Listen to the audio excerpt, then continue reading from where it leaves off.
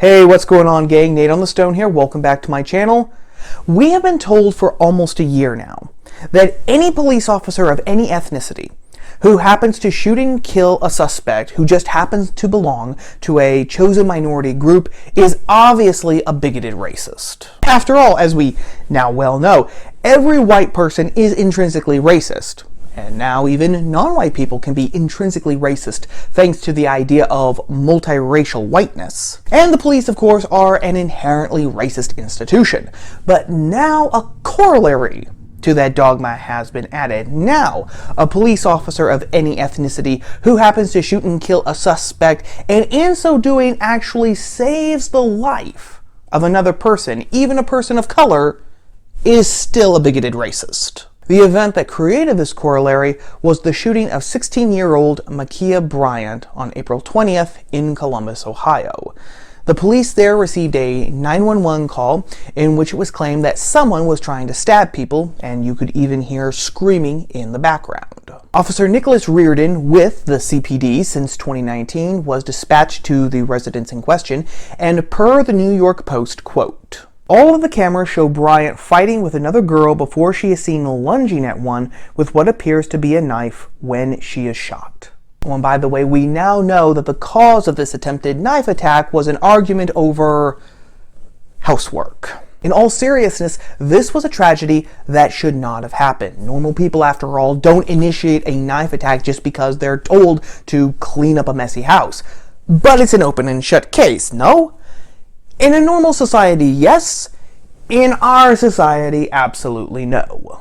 Protests immediately were organized in Columbus in Bryant's memory. The girl, to be perfectly clear again, gang, who was caught on camera trying to stab another teenage girl. And in fact, Bryant's death was used as further evidence as to why the police need to be abolished. Sean Hill, a law professor at Ohio State University, wrote an entire op-ed in the Columbus Dispatch, in which he argued that Ma'Khia Bryant's death, like George Floyd's, proved why the police needed to be abolished pronto. Now, you guys, I know, have already seen the illogic in this. How can the death of someone who is trying to actively stab another person be used as evidence as to why the police are a racist institution and need to be immediately disbanded? You can if you wave your magic wand in the air and declare in all seriousness that no real crime was actually being committed. And don't laugh, gang, because that is exactly what's been happening here.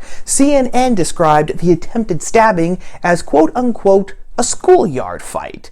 And South Carolina activist Bree Newsom actually took to Twitter to argue that this was no big deal because knife fights have been happening for eons. Now, I don't know if knives have literally been around for eons. The Proterozoic eon, just to pull one example out of the old proverbial hat, lasted from 2.5 billion years ago to 541 million years ago. But I do know that guns and firearms have not been around for nearly that long. And yet, the reaction to deaths caused by guns and firearms is completely different. After the Sandy Hook school shooting, for example, then President Obama argued that Americans needed to be open to new federal gun control legislation because even if the proposed new legislation only saved one life, it would still be worth it. And yet a girl being almost stabbed by another teenager in broad daylight in a major city creates sympathy not for the victim, but for the victimizer. And the cop turns into the criminal. As Valerie Jarrett said on the godforsaken hole that is Twitter, it was the cop's fault because he brought a gun to a knife fight. That's an interesting perversion, actually, of the old adage, don't bring a knife to a gunfight, and one that we should actually honestly sit up, perk up, and pay attention to, because it illustrates something that's been honestly clear for a long time now. That the postmodern American left doesn't give a tinker's damn about life.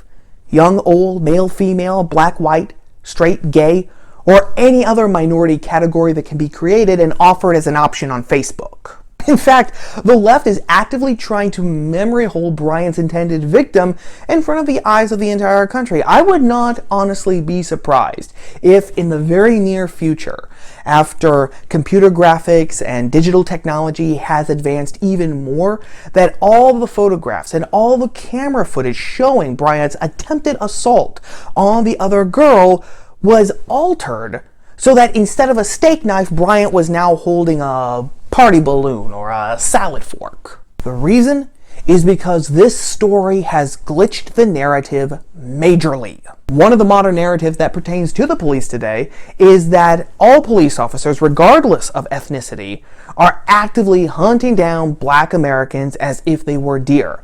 They're not supposed to be saving the lives of black Americans like Officer Reardon did. It's that narrative that has to be buttressed and protected at all costs. And if Bryant's intended victim slips into the shadows and is forgotten in the sound and fury of new protests, new riots, new demands, and new memorials, well, that's just the price of doing business and trying once and for all to eradicate quote-unquote systematic racism in the United States. But that's only the tip of the iceberg. Because these reactions, these justifications, this buttressing of the narrative at any and all costs illustrates exactly where we are as a society today.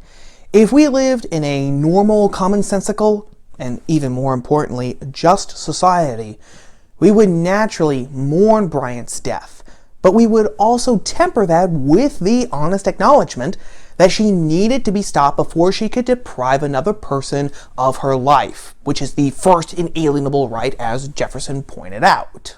That she's being lionized, the officer is being villainized, and Bryant's intended victim is being memory holed shows that we are no longer a society that cares anything about justice. And in fact, we're a society where no one can even come out and demand true justice without being accused of being a white supremacist.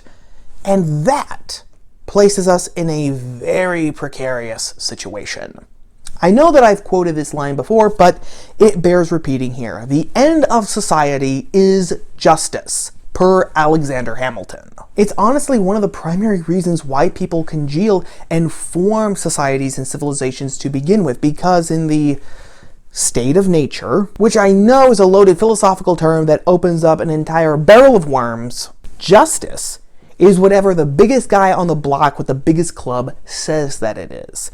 But in a civilized society, this is no longer the case. In a civilized society, we can actually create laws, which again are products of right reason in alignment with nature as per Cicero, under which we all, from the mightiest potentate to the lowliest garbage collector, are all equal before. But no one is equal, and justice is oft when you use events and reactions to events to buttress a particular ideological narrative instead of using them to give everyone what is due to him. And that raises a very pertinent question. If justice has been discarded, then what exactly sort of society have we been left with? The answer isn't a pretty one, because if you don't have a just society, then the only other option available is an unjust society. An unjust society ruled by an elite cadre of ideological zealots who are bound and determined to remake every facet of reality in their image. In other words, a totalitarian society, which is far worse than just your regular run-of-the-mill authoritarian society, because an authoritarian ruler is very interested in obedience, but he couldn't care less whether or not you actually agree with his positions. The Emperor Diocletian didn't care whether his subjects actually believed in the Roman gods or not. He just wanted them to obey him when he ordered them to offer incense to the statues of the gods. A totalitarian ruler, on the other hand, not only wants the obedience, but also wants the mental and spiritual conformity to his mandated secondary reality. In other words, you not only have to agree with Big Brother, you have to love Big Brother. As such, it's not surprising that the natural tendency of totalitarian societies is to absorb ever more and more power to itself. And guess what? The Bryant shooting and its aftermath shows us this happening exactly. As several people pointed out after Bryant's shooting, George Floyd's videotaped death was so clear-cut that it was obvious that Derek Chauvin was guilty of being a racist murderer. There was hardly any need to even have a trial. A blind man could see that Chauvin was a racist and that he had acted on his racism by killing Floyd. Ma'Khia Bryant's videotaped death, on the other hand, is so unclear that anyone who actually believes what his eyes tell him in watching the footage and the pictures of her death is aiding and abetting the murder of Black Americans by racist cops. Meaning that the postmodern American left has now moved beyond simply wanting to control what we think by spoon-feeding us propaganda via the public education system and the general culture, and is now wanting to control even the raw sensory data that we take in on a day-to-day basis. Our senses, by which we take in and process reality itself, how we learn about our environment and the world around us, now we are being told they only work if and when the woke Brahmins say they work. And when our senses work, they only work according to how the woke Brahmins tell us that they work. Anyone who protests to this truth will immediately be guilty of thought crime, meaning that we are well on our way of losing our humanity entirely and becoming simple, fleshy automatons programmed entirely by the left. Now, this doesn't mean that the left has abandoned its attempts at controlling what and how we think, not by a long shot, gang. In fact, the argument could be made that the left is putting out the pieces for the end game in its campaign in this regard through a weapon that Spanish socialists have termed democratic memory.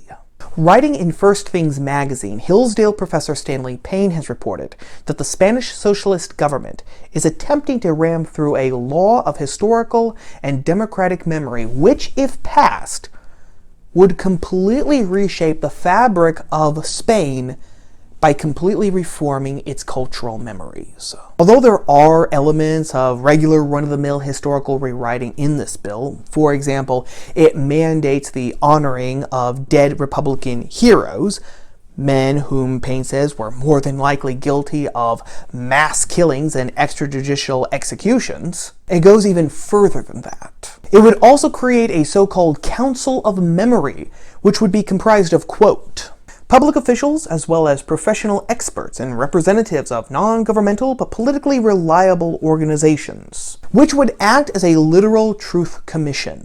Symbols, meetings, or statements judged to approve of the Franco regime and the victors in the Civil War are deemed infractions against historical and democratic memory, with penalties of up to 200,000 euros and the closure for up to 2 years of any guilty entities.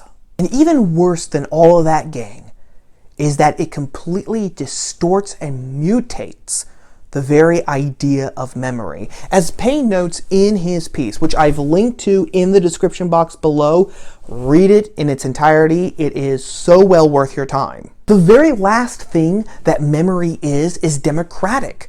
We can't take a poll or take a vote on what our memories are. Our memories are part of who we are. They are subjective to ourselves, which is why if you get 10 witnesses to a car accident together, more than likely their stories are going to be different. In fact, if stories are too similar, that's when investigators get their spider senses tingling. The underlying assumption in the claim that memory is democratic is that we are nothing more than empty bottles and pawns for the state to move and fill up however and with whatever it wants. Because of course, if memory is democratic, then that means that memory is subject to democratic institutions. And as we have seen in the past, democratic institutions, purely democratic institutions, which are now becoming more and more the norm, even in so-called Republican societies, those pure democratic institutions can so easily be perverted and manipulated and controlled by an elite. So we end up in the position where your memories are now the memories of the elite, which also just so happens to leave us with the situation where a difference of historical opinion or an honest contrast of memories becomes not simply an honest difference. It doesn't become an opportunity to come and reason together as Socrates pleaded. No.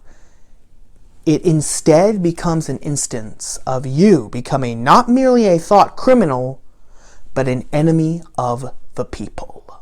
For the American left, Ma'Khia Bryant, and George Floyd too, if we're being honest, can be seen as the cornerstones of this new democratic memory, where any opposition, any disagreement, any questioning, any type of friction to the official narrative or memory will be seen as proof of racism and therefore violence, and therefore will be taken as an act of violence against exposed minority people. And this situation will naturally create a cycle where people, scared honestly to death of being carted off to prison for disagreeing with the state, will keep quiet, thereby allowing the official memory imposed on everyone by the ideological elite to become our honest, genuine memories. We will have lies alchemized literally into the truth. In true Orwellian fashion, we will all love Big Brother, because in a step even beyond Orwell, we will simply be extensions of Big Brother. Well, that about wraps up everything for now, gang. As always, if you liked the video, whether you agreed with me or not, show your support by smashing that like button, sharing it with your friends on social media, and leaving a comment down below. And if you like videos about culture, politics, and religion from a unique POV, then subscribe, ring the bell like Quasimodo, and never miss another video when I actually upload them. As always, thank you for watching, for giving me a bit of your day. Thank you to everyone who has stayed with me and subscribed to the channel. I appreciate every single one of you. And until next time, gang, stay safe and stay free by daring to read, think, speak, and write. I'll chat at you all again soon. Ciao.